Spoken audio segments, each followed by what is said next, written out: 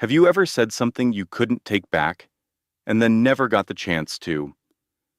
What if the last thing you said to someone you loved was filled with disappointment, not because you stopped loving them, but because you forgot how to show it?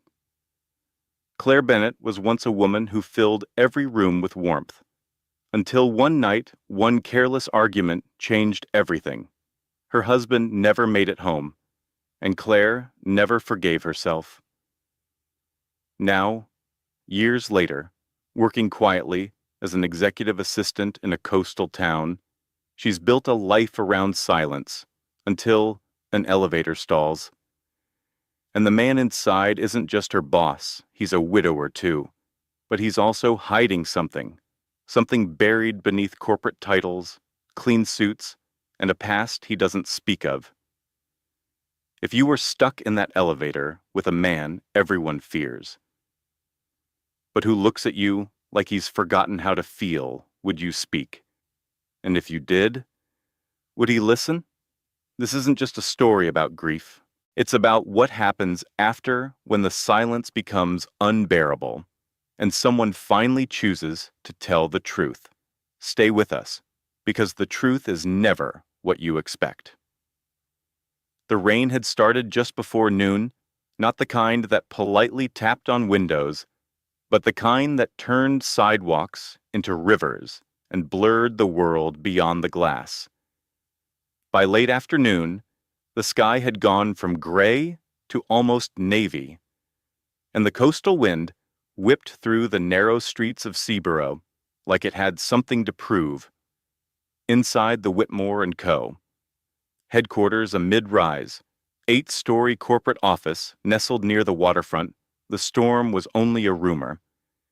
Everything inside was quiet, sharp-edged, organized, just like Henry Whitmore preferred it.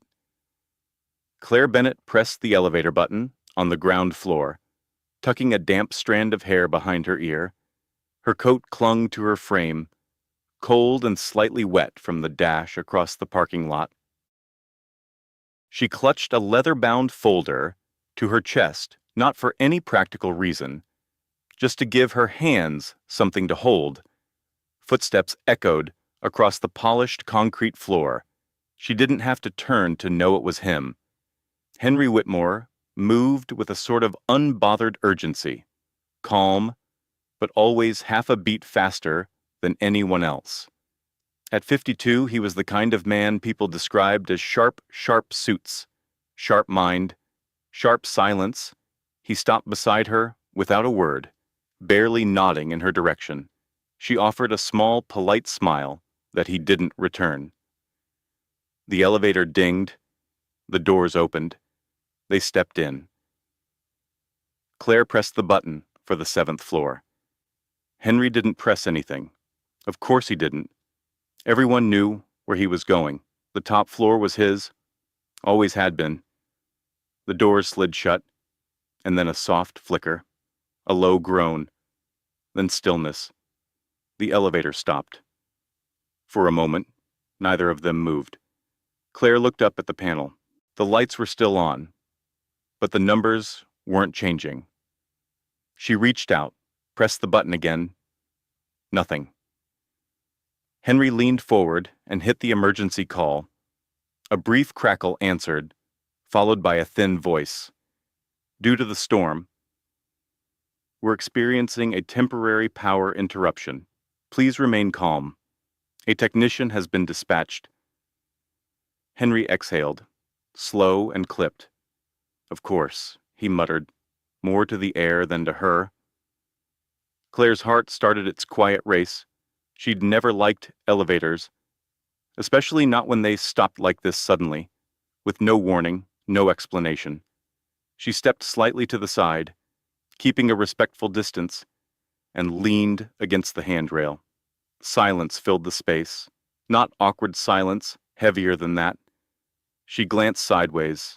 Henry had his arms crossed, brow furrowed. He looked calm, but something in his jaw said otherwise. Seconds passed, then minutes. Claire's hand tightened around her folder. Say something. She thought. Anything. But what could she say to a man who barely said hello in the mornings, and then, as if from nowhere, the words escaped her? Do you ever think about how we only talk to people when we're forced to? Her voice was softer than she expected, almost hesitant. Henry turned his head slowly, eyebrows raised, not irritated, just surprised. "I'm sorry," she added quickly. "That sounded strange. I just meant we work in the same building, same floor, same elevator, and I don't think I've ever actually had a conversation with you." He studied her, unreadable. Claire looked down at her shoes. "You don't have to respond. It's fine. I ramble when I'm nervous." He didn't say anything for a long moment. Then, "You're Claire." "Right," she blinked. "Yes." He nodded once. "You're Evan's widow." Her breath caught slightly, not because he was wrong. He wasn't, but because she hadn't expected him to remember that detail. "I am." A beat passed. Then another.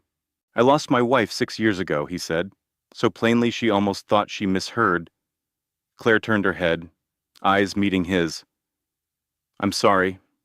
He shrugged lightly. "You get used to it, or at least you learn to live with it." She nodded slowly. "That's what they say. But sometimes I wonder if anyone actually does." The elevator hummed quietly, still unmoving. Outside, the rain pounded the building like it was trying to be let in. And in that small, silent box, something shifted, not dramatically, not loudly, but enough. The elevator remained still. Seconds slipped into minutes like grains through a slow, invisible hourglass. Neither of them spoke, but the silence had changed, not softer, just deeper, like a still lake hiding a strong undercurrent. Claire shifted slightly, the leather folder still clutched against her chest, more out of habit than necessity. She wasn't cold anymore, just alert, hyper-aware of every breath she took, of the quiet hum above their heads, of the faint scent of cologne on Henry's jacket. He hadn't moved since he spoke of his wife, neither had she. It was strange how silence could make people feel exposed, not because of what was said, but because of what wasn't. Finally, Henry spoke. His voice wasn't cold. It wasn't warm either. It was something in between, like gravel rolled between careful fingers. "You said something earlier," he began, "about how we only talk when we're forced to." Claire glanced up, surprised. "Yes."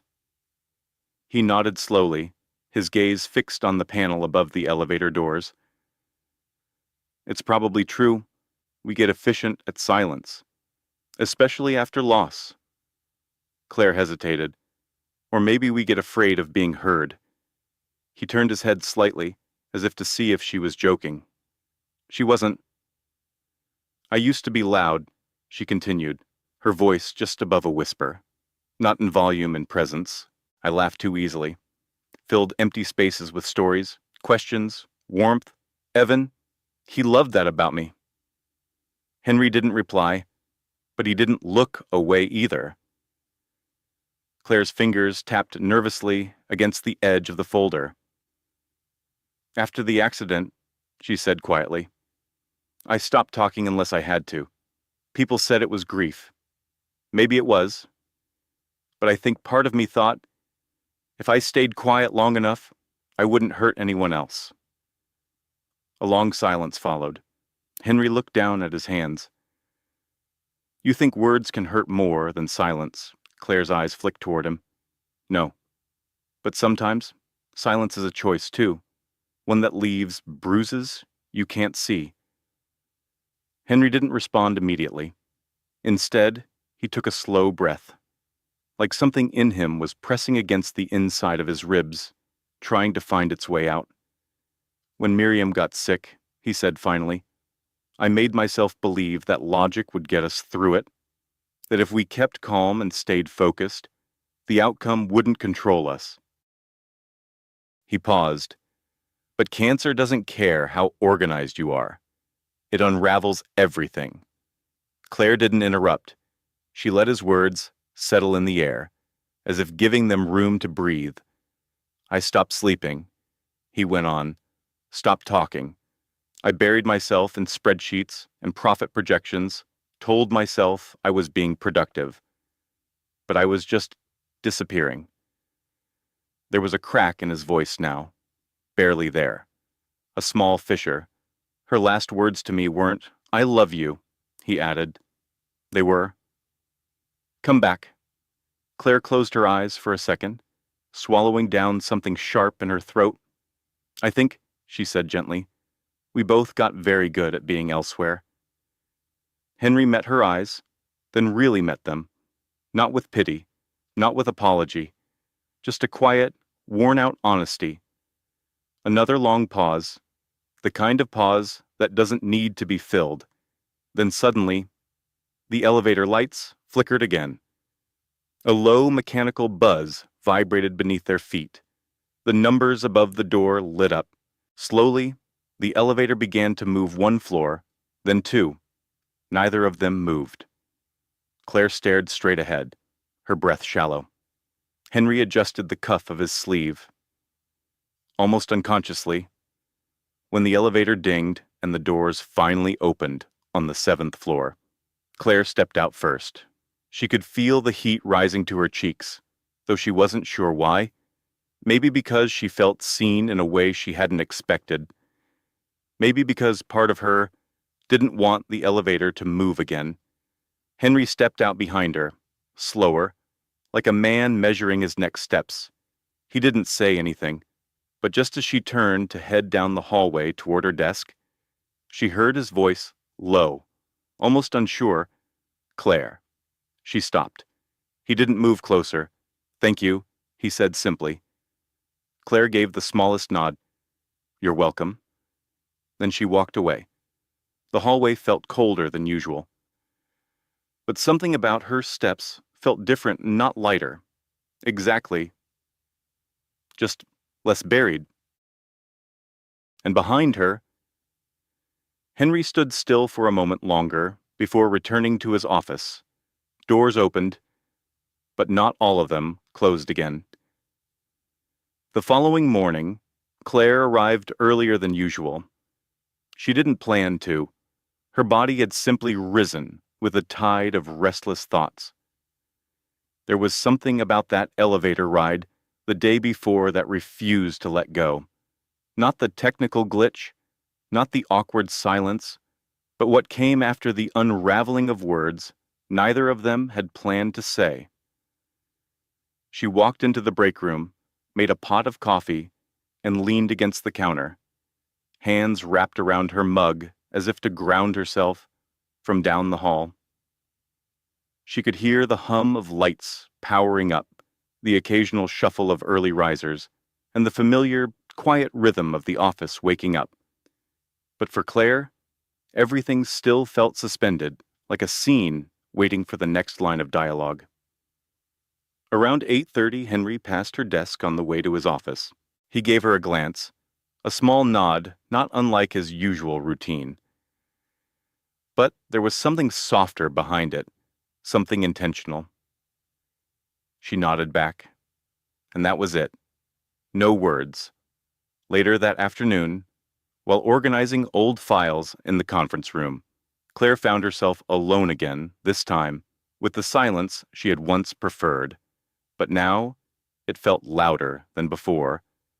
Restless. She sat down, pulled her cardigan tight, and opened the drawer with documents dating back 5, maybe 10 years. Her eyes scanned the pages, but her mind drifted elsewhere to Henry's voice saying, "Come back." That night, she didn't go straight home. Instead, she drove along the coast road that curved beside the water. The ocean was wild slate gray and roaring, as if echoing something inside her. She parked near an old bench overlooking the bluff and just sat there, watching the waves. Her phone buzzed in her coat pocket, a text from Henry. It was simple. I know we didn't talk today. I wasn't sure how. I'm not used to being heard. Claire stared at the message for a long while before responding. Neither am I. That was all. But it was enough. The next morning, the rain returned, heavy and without rhythm. Claire entered the building with her coat soaked at the hem and a quiet storm behind her eyes. She took the elevator, not expecting anyone to join her, but just before the doors shut, Henry stepped in. They didn't speak at first, not until the second floor. Then, softly, Claire said, "I lied yesterday." Henry looked at her, not surprised, just patient. She kept her gaze forward. "When I said I used to be loud," she continued, "I didn't mention why I stopped." He waited. Claire drew in a breath. It wasn't just the grief, it was the guilt. Evan died driving to meet me after an argument. Henry turned, but she didn't meet his eyes. I told him he didn't care enough, that he forgot things that mattered. It was our anniversary. I thought making a scene would make him remember next time. She laughed, but it was hollow. There wasn't a next time. Henry remained silent. I replayed that voicemail 100 times, Claire added. He said he'd pick up a pie from Henson's and then talk it out like grown-ups. His voice was tired, but kind.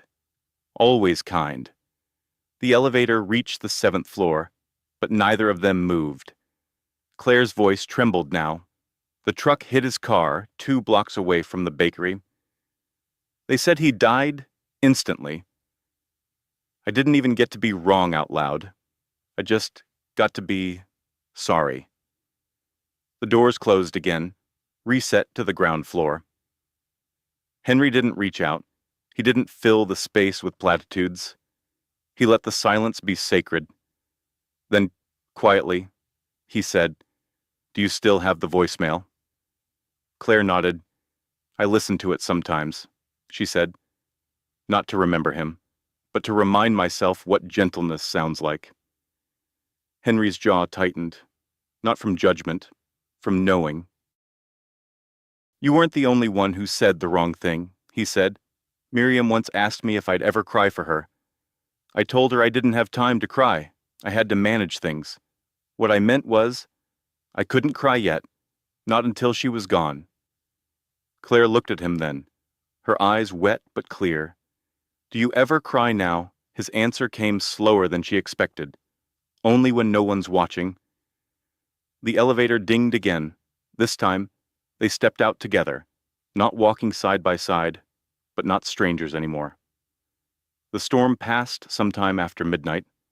By morning, the streets of Seaborough were slick with rainwater and scattered leaves, as if the town had exhaled after holding its breath all night. The light outside the office was muted, but calm, a soft gray that felt almost forgiving. Claire arrived just after 7:00, A's mom, coffee in hand, hair still slightly damp at the ends. She didn't feel rested, but she didn't feel heavy either. Something had shifted, not dramatically, just enough to notice. She made her way to her desk, powered on her computer, and opened the day's task list. But her eyes kept drifting toward the elevator, the metal box that, until yesterday, had only ever been a means to an end.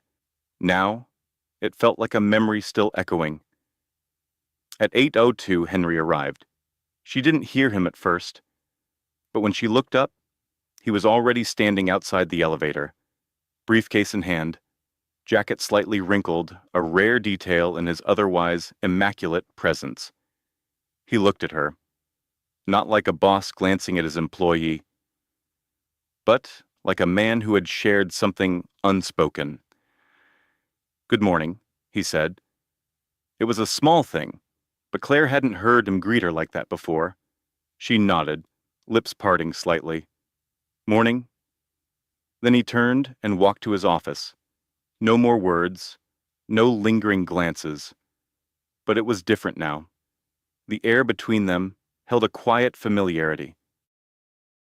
Later that day, Claire found herself in the conference room again, this time organizing files for the upcoming quarterly meeting. The room smelled faintly of lemon polish and paper, a scent that reminded her of her old classroom. Years before, she'd traded chalkboards for spreadsheets. She sat for a moment, allowing herself the smallest pause. From the window, she could see the coastline in the distance, water still restless, but the skies above it calm. Knock, knock. She turned. Henry stood at the door, one hand resting on the frame. "I didn't want to startle you," he added. Claire offered a half smile. "You didn't."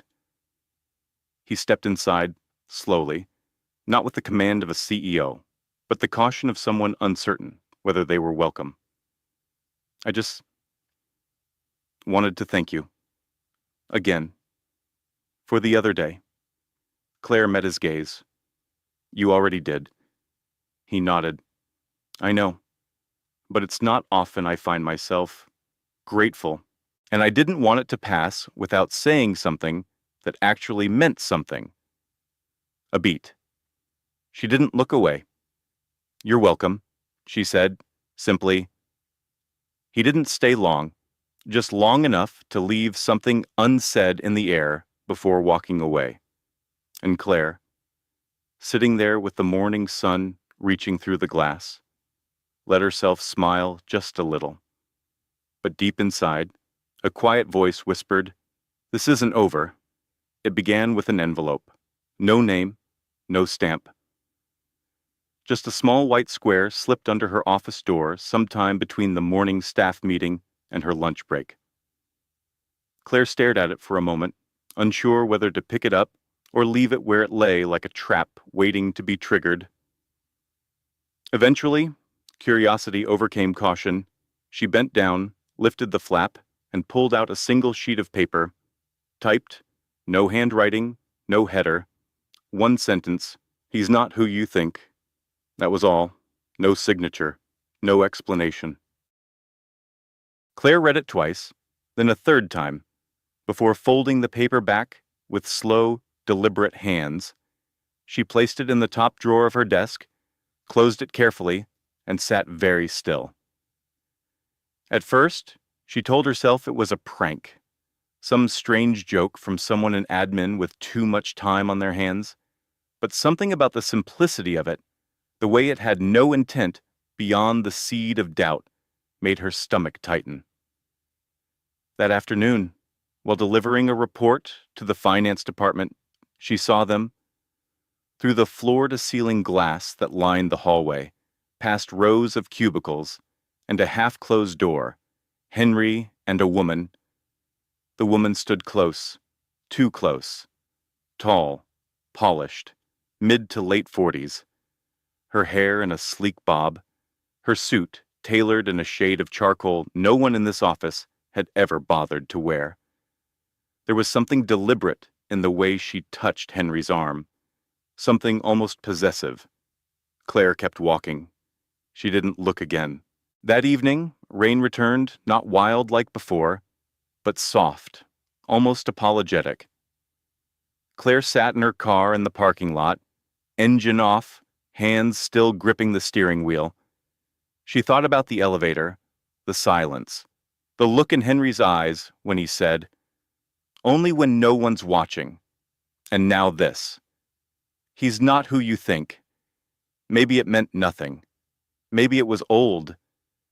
A shadow from before her time here.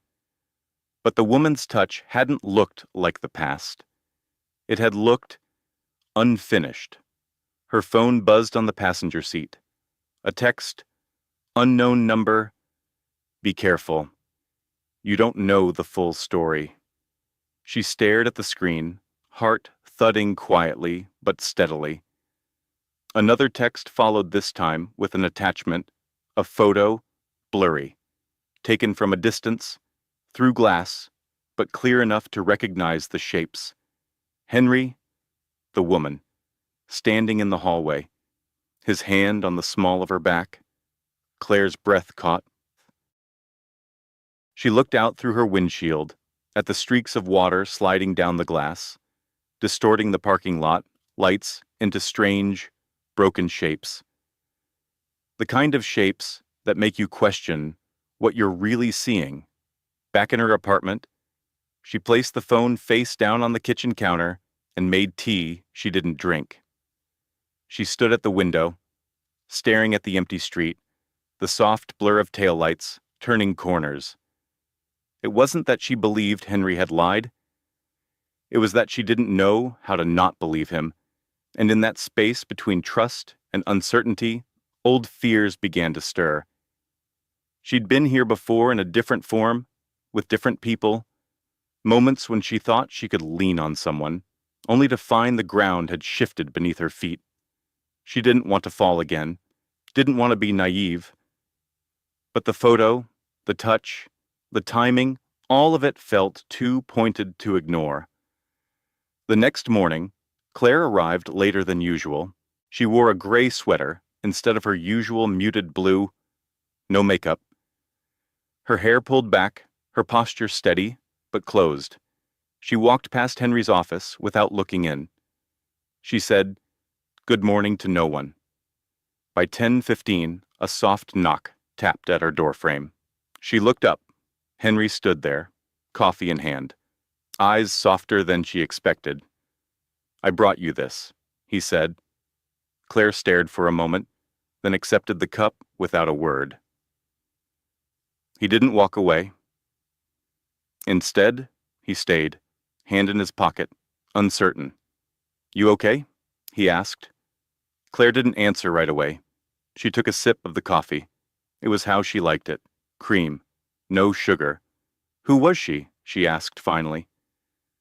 Henry didn't pretend not to understand. "Margot Hale," he said. "Former CFO. Used to work with me. Years ago." Claire nodded once. She looked comfortable, she said. Henry's jaw tightened. "She always is, even when she shouldn't be." A pause. "Is there something I should know?" Claire asked. Henry didn't reply right away, and the silence that followed. It wasn't the same kind they had shared in the elevator. This one felt loaded, heavy. Claire looked at him, really looked, and what she saw wasn't guilt, but it wasn't certainty either. Henry finally spoke. "I'll tell you everything," he said, "just not here." They met at the cafe down the street from the office, the place Henry had mentioned before, quiet, wood-paneled, tucked into the corner of a block no one paid much attention to. Claire had never been inside until now. She arrived first. She always did. The cafe smelled of cinnamon and coffee beans that had been roasted slowly, thoughtfully. Claire chose a table by the window, not for the view, but for the escape route.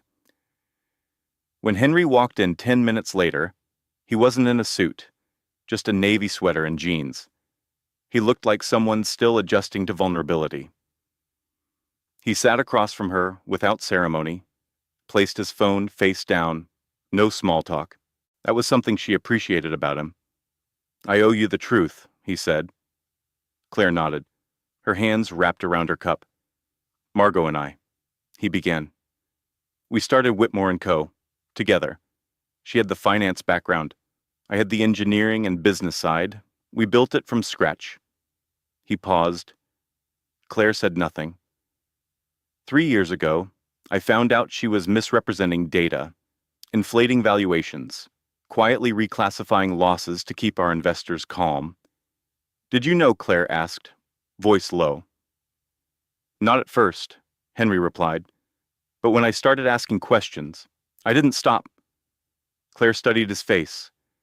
"And when you did know," he looked away. "I didn't go to the board right away.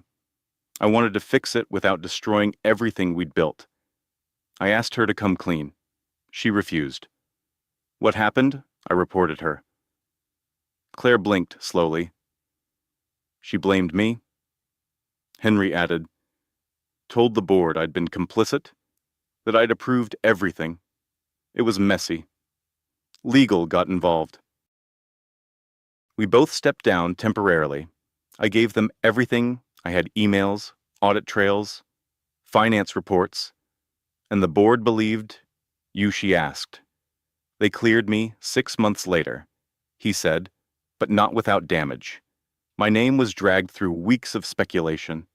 I kept my job, but my reputation, it's never really come back. He paused again. She never apologized. He said, not once. Claire leaned back in her chair. So why is she here now? I don't know. Henry admitted. She showed up last week, said she had business in Seaborough, claimed she just wanted to say hello, and you believed her. He gave a dry, tired smile. No, but I didn't think she'd still have my number, or that she'd find new ways to dig under my skin. Claire looked at her coffee. She sent the note, she said, and the photo. Henry didn't ask how she knew. Some things didn't need confirmation.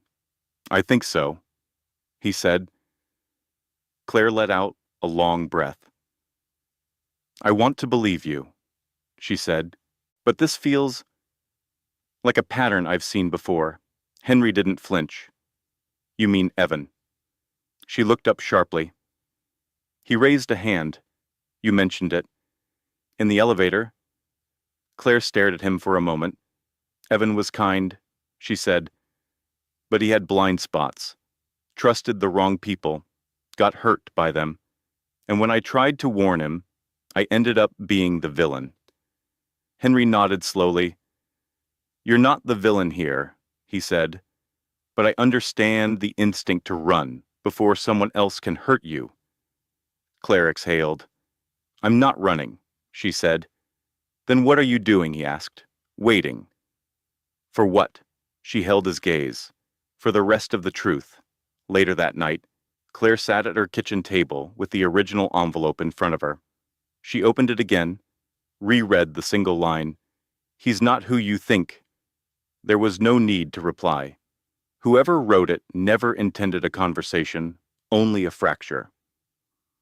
Her phone buzzed again. Another message. Unknown number. This time he's done it before. He'll do it again. No attachment, no name. Claire didn't respond, but she didn't delete it either. The next morning, she stepped into the elevator alone. The doors were just about to close when a hand slipped between them. Margot, perfect makeup, sharp heels, a half smile that didn't reach her eyes. Good morning, she said smoothly. Claire stayed silent. Margot pressed the button for the 7th floor. So, she said, turning slightly toward Claire, Henry tells me you're his new favorite. Claire said nothing. Margot continued, voice light, deliberate. He always did, like quiet women. Makes him feel louder. The elevator hummed. Claire gripped the railing, but her voice remained calm. If you're trying to intimidate me, you'll have to try harder. Margot laughed softly. Oh, honey, I'm not trying. I'm remembering. And with that, the doors opened. She stepped out. Claire waited a beat longer before moving, her breath tight, but her spine straight. The war hadn't ended. It had just begun. Claire didn't sleep much that night. She lay in bed, staring at the ceiling fan as it moved in slow, useless circles. Her phone sat on the nightstand, silent, dark, unread. She hadn't responded to Henry's last message. I'll tell you everything, but she wasn't sure she wanted to hear it. Because what if everything included something she couldn't forgive? By morning, the sky was the same dull gray it had been all week. The streets glistened, wet from early drizzle. Claire walked into the office at 7:58, coffee in hand, jaw set. She didn't greet the receptionist, didn't pause at her desk. Instead, she walked straight to the top floor. Henry's door was open. He was inside, standing by the window, arms crossed, eyes distant.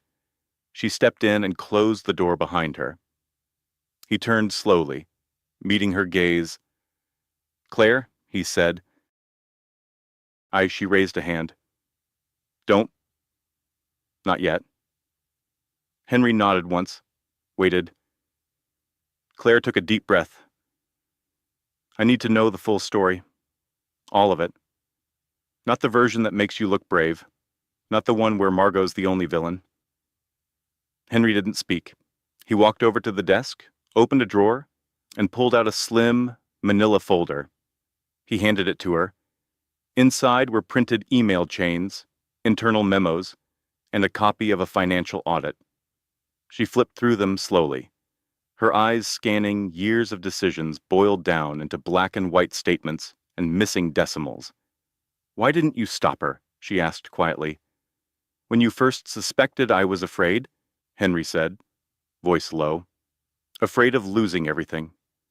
Afraid of being wrong. Afraid of watching something we built fall apart in my hands." Claire closed the folder. "You were complicit?" "Yes," he replied. "By staying silent, by not demanding answers sooner." And now she asked. "I live with it," he said. "I've paid for it. I nearly lost the company. I lost friends, partners. My name doesn't hold weight like it used to. But you kept your position." "I did." "And she didn't." "She was removed. Publicly." Claire's fingers tightened around the folder. "She's trying to ruin you again," she said. "She won't succeed," Henry said. "She already has," Claire replied. "I don't know what to believe anymore." Henry stepped closer, cautiously, as if not to startle her. "Then ask me anything," he said. "No walls, no image. Just me." Claire looked at him, unsure whether she was ready for what she might find, so she asked the first thing that came to her mind. "Why did you hire me?" Henry blinked. That wasn't what he had expected. "You were precise," he said, organized, quiet. "That's it?" she asked. He hesitated.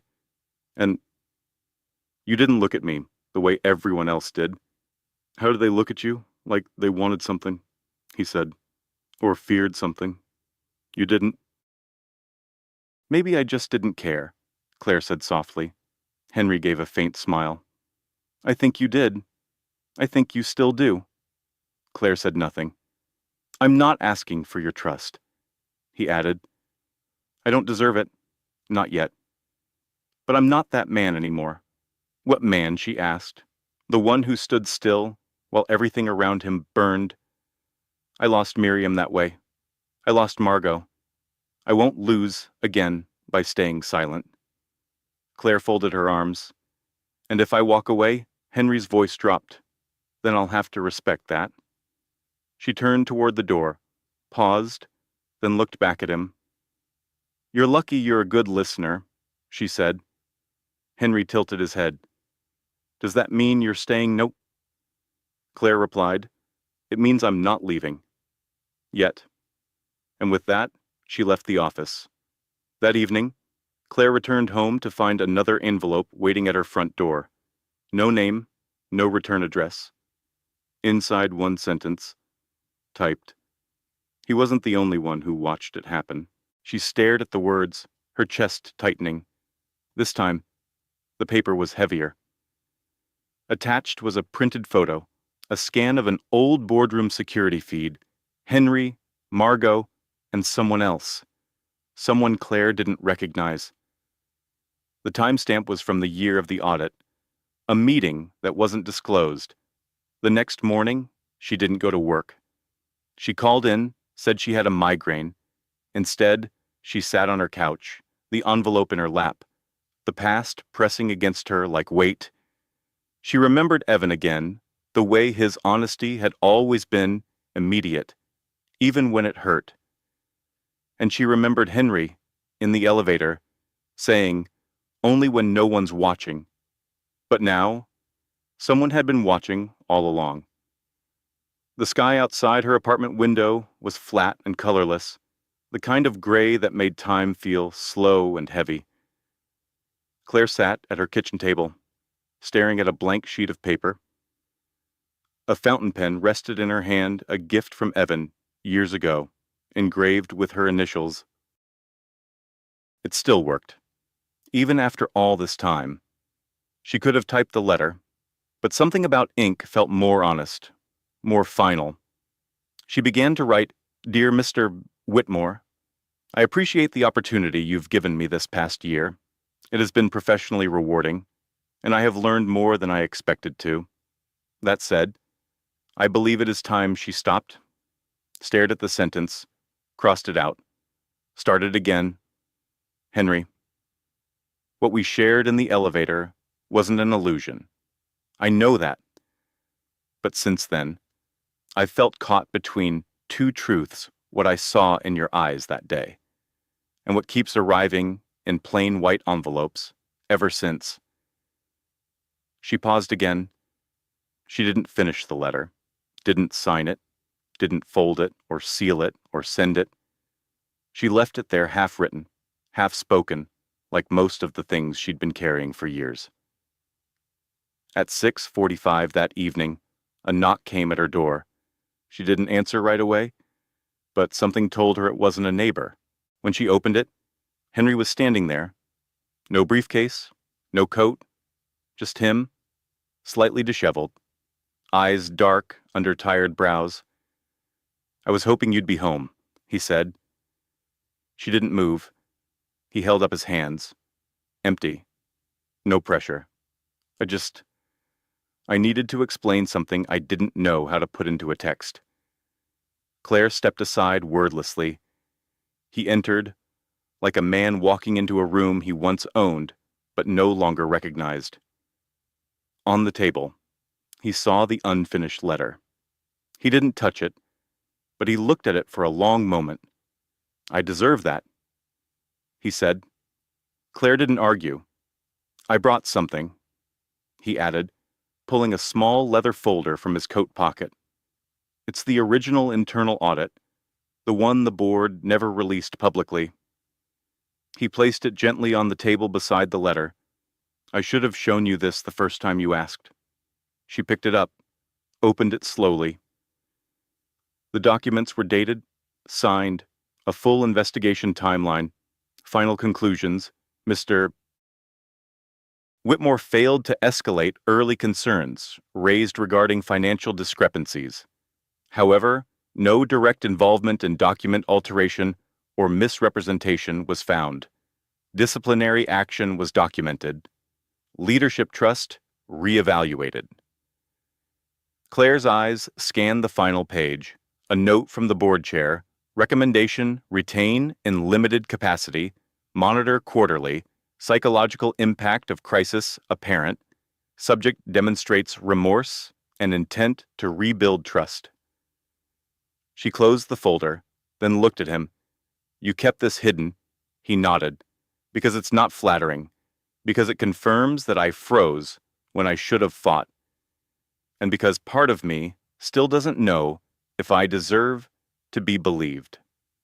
Claire folded her arms, her voice low. "You said you weren't that man anymore." "I'm trying," Henry said. "But it's hard to prove change when the past keeps knocking at your door." She thought about the envelopes, the messages, the photo. "Margot won't stop," she said. "I know. And the damage is already done. I know that, too." She moved to the window. The streets below glistened with leftover rain. A runner passed by, hoodie pulled tight, earphones in. Claire spoke without turning. "Do you know why I stayed in this town after Evan died?" Henry shook his head. "Because I didn't want to be anywhere new." She said, "New meant questions, meant starting over. And I couldn't bear the thought of being asked what I did before." She turned back to him, her eyes clear. "I was his wife. That was my whole identity. And when he died, I had nothing to say when people asked who I was." Henry took a slow step forward, and now Claire looked down at her hands. "Now, I don't want to disappear again. He didn't reach for her, didn't speak for a long moment. Then, gently, he said, I don't want to be invisible either. They stood there, not touching, just breathing in the same quiet. And then Claire said something unexpected. Would you like some tea? Henry smiled small, grateful. I'd like that. They sat at her small kitchen table, mismatched mugs in hand. No romantic music, no dim lighting, just two people, tired of explaining themselves, trying to remember how to just be. They didn't talk about the audit, or the board, or Margot. They talked about books they never finished, foods they loved as kids. Henry admitted he'd never been camping. Claire said she hated elevators even before all this happened. And when the clock struck 10, Henry stood. Thank you, he said, for the tea, for not sending the letter. She didn't reply, but when he walked to the door, he paused. Claire, if you ever want to leave this place, not run, just said I'd go with you. She blinked. That was not what she expected. I'm not asking for anything, he added quickly. Just, if the day comes, I'd like to be the kind of man you'd think to invite. She gave a small nod, then closed the door behind him. And for the first time in weeks, she didn't feel like she was bracing for the next storm. A week passed, not with grand gestures or sweeping declarations, just with time, slow, careful, and quiet. Claire went to work every day. Henry did too. They spoke when needed, met eyes occasionally, and sometimes in the quiet moments near the end of the day, shared a smile that felt more like a truce than a promise. The envelopes stopped coming. Maybe Margot had moved on, or maybe she was waiting. But for now, the stillness felt like permission to breathe. On Friday evening, Claire invited Henry to her apartment for dinner. She cooked a simple stew, the kind her mother used to make on cold nights. He brought a bottle of wine and offered to wash the dishes afterward. Neither of them mentioned work. They sat in the living room afterward, the sound of the wind outside pressing gently against the windows. Claire curled her legs under her on the couch, mug in hand, and stared at the bookshelf across the room. Do you ever feel like the person people think you are is just a shell? She asked suddenly. Henry, sitting across from her, tilted his head. Sometimes I wonder if I've spent more time being a version of myself than actually being myself. He set his glass down. I know exactly what you mean, he said. Claire hesitated, then set her mug down beside her. There's something I haven't told you, she said. Something I haven't told anyone. Not fully. Henry sat up straighter, but didn't move closer. He waited. Claire took a long breath. It wasn't just grief that kept me quiet after Evan died. She began. It was guilt. Henry didn't interrupt. She continued. That night. It was our anniversary. I forgot. Completely. I was buried in a project for the school district. He'd made reservations, bought wine, cooked dinner. Her voice trembled slightly. I came home 2 hours late, distracted and defensive. We argued. Not loud, not cruel, but enough. I told him I didn't feel seen, that maybe he wasn't trying anymore. She paused, eyes shining now. He looked hurt, more than I expected. And then he left, said he'd grab dessert and come back so we could start over, said, let's not waste the night. Henry watched her, his own expression, unreadable. Claire swallowed hard. The car that hit him. It was a teenager, speeding, no alcohol, no drugs, just a stupid, tragic moment. She wiped beneath one eye but didn't cry fully. They said he died on impact, that he didn't feel anything, but I did. I've felt it every day since. Henry leaned forward slightly. You've carried that alone, all this time. Claire nodded. I moved here 6 months later, took a job I was overqualified for, rented a one-bedroom, stopped answering calls. I told myself I was starting over. But really, I was hiding. A long silence followed. Henry didn't rush to fill it, and Claire was grateful for that. Then he spoke not carefully, but sincerely. Do you think it's possible, he said, that Evan left that night not because you pushed him, but because he believed it wasn't too late to make things right? Claire blinked, startled. Henry continued, It sounds like he loved you, deeply. Enough to fight for one good evening, even after a bad start. She didn't answer right away. I guess I never let myself believe that, she whispered. Maybe it's time you do, Henry said. They sat there quietly, 2 cups cooling between them. Then Claire stood, walked to the small cabinet near the hallway, and opened a drawer. She returned with a folded piece of paper. This is the last note he left me, she said. It was in his jacket pocket when they gave me his things. She handed it to him. Henry read it slowly. Claire, don't worry about tonight. Life is messy. So are we. But I'll pick up dessert, and we'll try again. That's what matters. And Henry looked up at her, eyes soft. You've been punishing yourself for years, he said. She nodded. And the worst part, she said, voice cracking, I forgot the taste of his kindness. All I remember is the moment I made everything go wrong. Henry stood. He didn't reach for her hand. Instead, he gently placed the note back in her palm and said, Then let this be the moment you let it start to go right again. Claire held the paper to her chest, closed her eyes, and exhaled, long and trembling. Later that night, after he had gone, Claire sat by her window with a blanket around her shoulders. The street lamps glowed softly, casting familiar shadows on the sidewalk.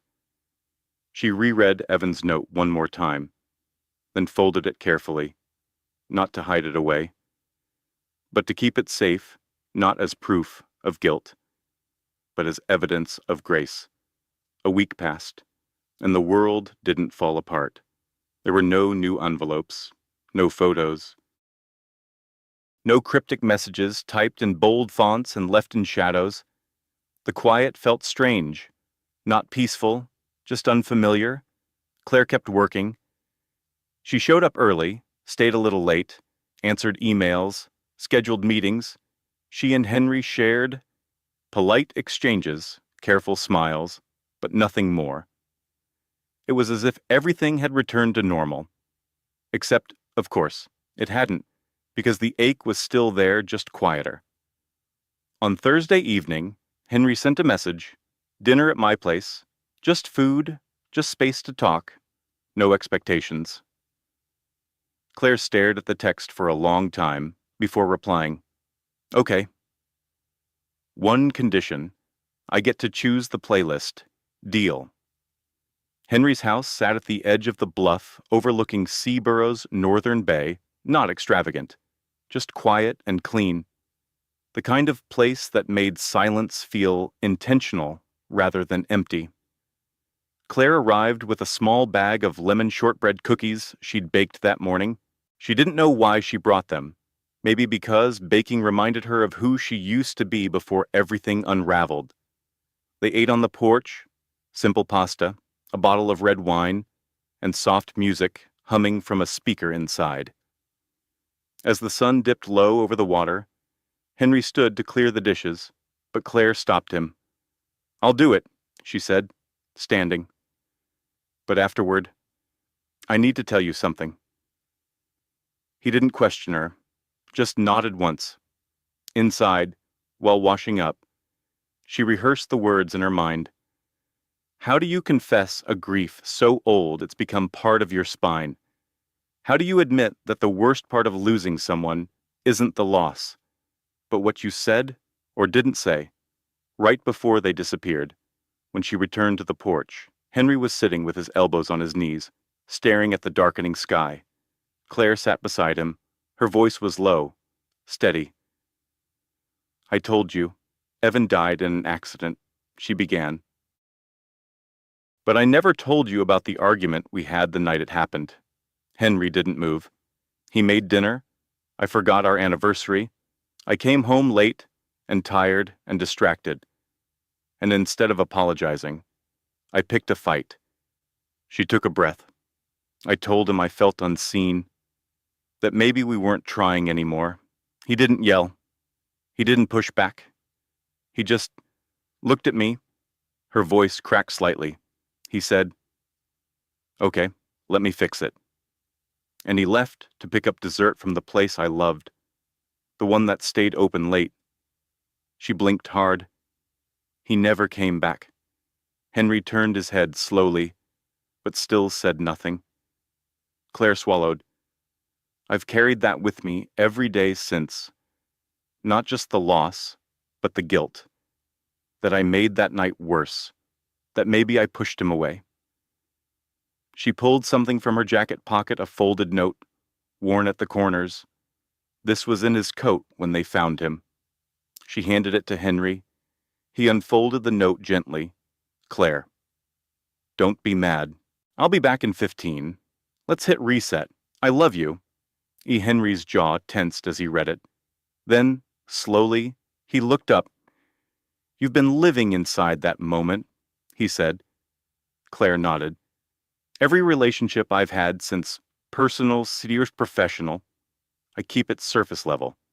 I keep control. Because if I lose it, someone else might get hurt. Or I might." Henry folded the note and handed it back. "I can't tell you to let it go," he said. "But I can tell you that you didn't end that night. You didn't take away his love. That note proves it." Claire blinked. For the first time in a long time, the tears didn't come from pain, but from something softer, lighter. She held the note close. "I've never said that out loud before," she admitted. Henry leaned back, letting the silence stretch between them. "You just did," he said. Later, inside, Claire stood by the fireplace, hands in her sweater sleeves. She looked at Henry. "There's still so much I don't know about you," she said. He smiled faintly. "And I'm still figuring out how to let someone in." She walked toward the door, but before she left, she turned. "I'm not asking for promises," she said. "Just don't disappear." Henry looked at her, serious now. "I won't." And this time, she believed him. 6 weeks passed.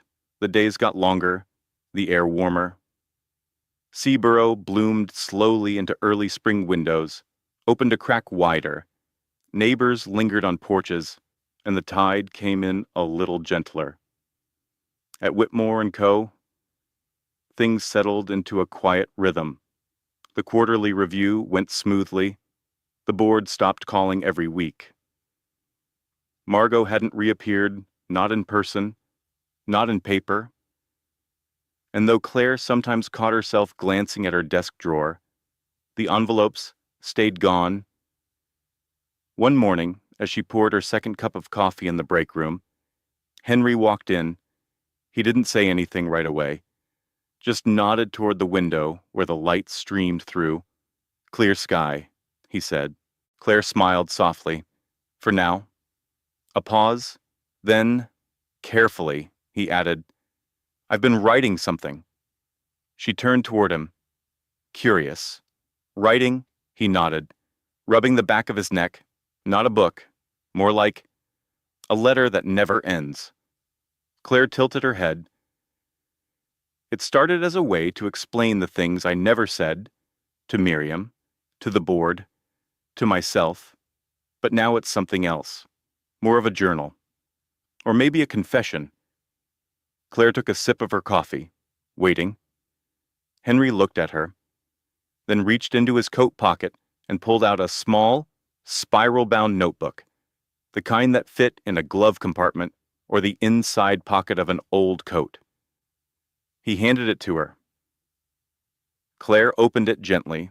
The first page was written in strong, looping handwriting. This isn't an apology, it's a beginning. Because you can only start over once you stop pretending you were never broken.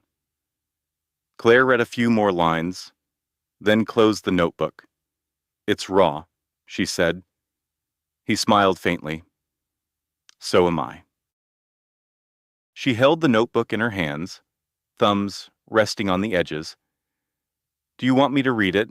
I'd like you to, Henry said, but only when you want to. Claire nodded slowly, then handed it back. I think you should finish it first. He looked surprised. You think I will? I think you're already halfway through, she said, and you haven't lied to yourself in a while. That's a good sign.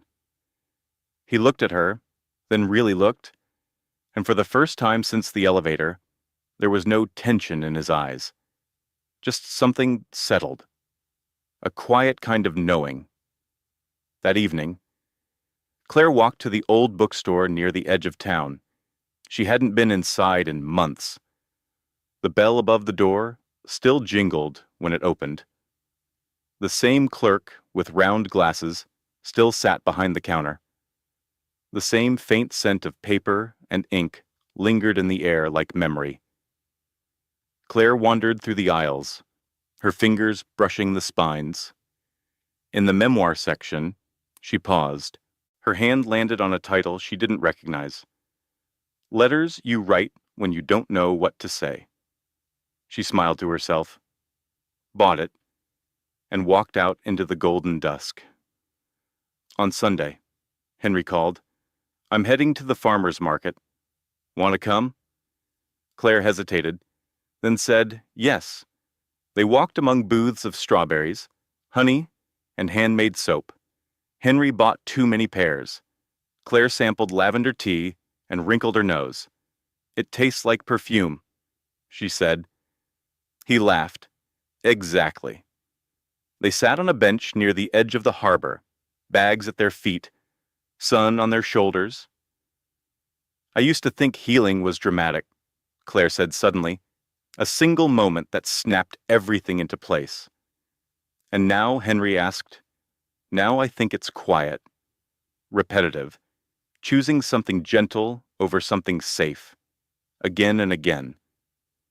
Henry nodded slowly, then pulled something from his coat pocket, a small manila envelope. Claire raised an eyebrow. Is an odd. I promise it's not what it looks like, he said. She opened it cautiously. Inside was a printed page, typed neatly. The heading read, Proposal Community Writing Workshop, Whitmore & Co. She looked up. We have the space, Henry said. Unused conference room, weekend availability, and I thought, if people can write things they've never said out loud, maybe they'll stop being afraid of them. Claire stared at him. You want me to run it, I want you to design it, he said, or run away from it. But either way, I'd like to think of it as something we build together. Claire folded the paper carefully and tucked it into her bag, then leaned back on the bench, closed her eyes for a second, and let the wind catch her hair. A week later, the first flyer went up. Write the things you never said. Free writing workshop. Saturday mornings. Bring a pen and yourself. No logos. No sponsors. Just a small line at the bottom. Hosted at Whitmore & Co. Sometimes, the heaviest burdens we carry are not the things we did, but the words we never said. This story reminds us that grief doesn't always come in tears, and healing doesn't always arrive in dramatic moments. It often comes in quiet choices, a conversation we almost avoided, a truth we finally tell, a silence we decide not to keep. For those of us who've lived long enough to lose someone or to regret something left unsaid, Claire and Henry's journey reminds us it's never too late to open the door again. Not wide, just enough to let light in. We cannot rewrite the past, but we can choose what kind of truth we want to live with today. Kindness, courage, honesty, even if it's messy. So if you're holding on to an old hurt, a buried word, or a fear of being misunderstood, maybe it's time not to fix everything, just to speak, to share, to begin again, because sometimes the most powerful act of love is simply not disappearing. Thank you for spending your time with this story. If it moved you even just a little, we hope you'll pass it on. Share it with someone who might need to hear it. And if you'd like to walk with us through more stories like this, please like, share, and subscribe to the channel. Because stories heal, but only when they're shared.